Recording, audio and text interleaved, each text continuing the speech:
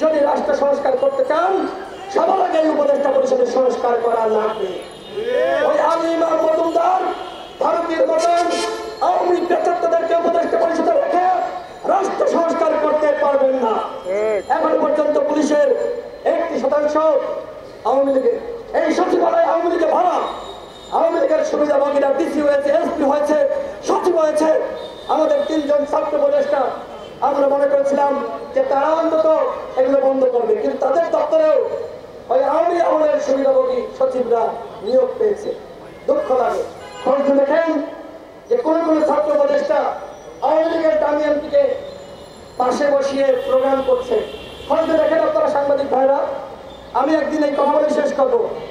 Press club থেকে বের হয়েছে একটি প্রোগ্রাম করে, আমার কাছে একজন সাংবাদিক দৌড়ে আসলেন, দৈনিক ইনক্লাবের। তিনি বললেন, ভাই অমুক উপদেষ্টা, ছাত্র উপদেষ্টা, তার দপ্তরে আওয়ামী লীগের সুবিধাভোগী সচিব নিয়োগ পেয়েছে।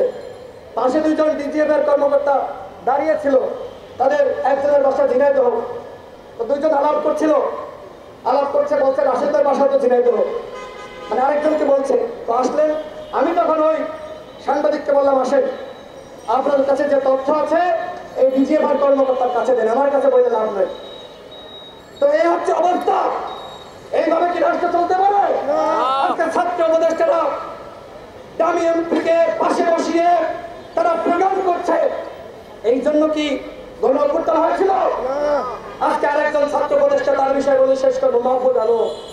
দেখেছেন আলমে আলম আজকে জাতিকে কিভাবে মলম লাগাচ্ছে, কখনো আপাততের বিরুদ্ধে, কখনো জামাতের বিরুদ্ধে, কখনো বিএনপির বিরুদ্ধে।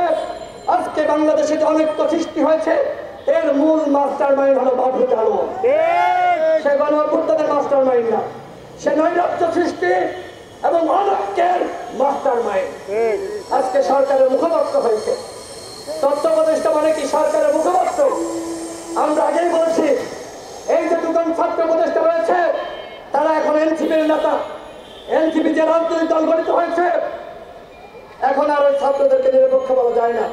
আমরা তাদেরকে বলবো, আপনারা অনতিবিলম্বে পদত্যাগ করে আনুষ্ঠানিকভাবে ওই এনসিপিতে যোগদান করেন। আপনারা যদি ক্ষমতায় থাকেন তাহলে আগামীতে অবাধ সুষ্ঠু নিরপেক্ষ নির্বাচন হবে না। আমরা হাসিনার সময় বলেছি, হাসিনা ক্ষমতায় থাকলে সুষ্ঠু নির্বাচন হবে না। এখনো বলতে চাই, এই 2 জন ছাত্র উপদেষ্টা যদি সরকার থাকে তাহলে বাংলাদেশে কোনো অবাধ সুষ্ঠু নিরপেক্ষ নির্বাচন হবে না। সুতরাং আমি তাদেরকে আহ্বান রাখবো যে আপনারা পদত্যাগ করুন, পদত্যাগ করে সরকারের নিরপেক্ষতা নিশ্চিত করুন এবং আপনাদের নতুন দল এনসিপিতে যুক্ত হন।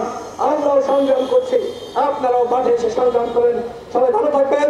সবাইকে গণ অধিকার পরিষদের পক্ষ থেকে শুভেচ্ছা।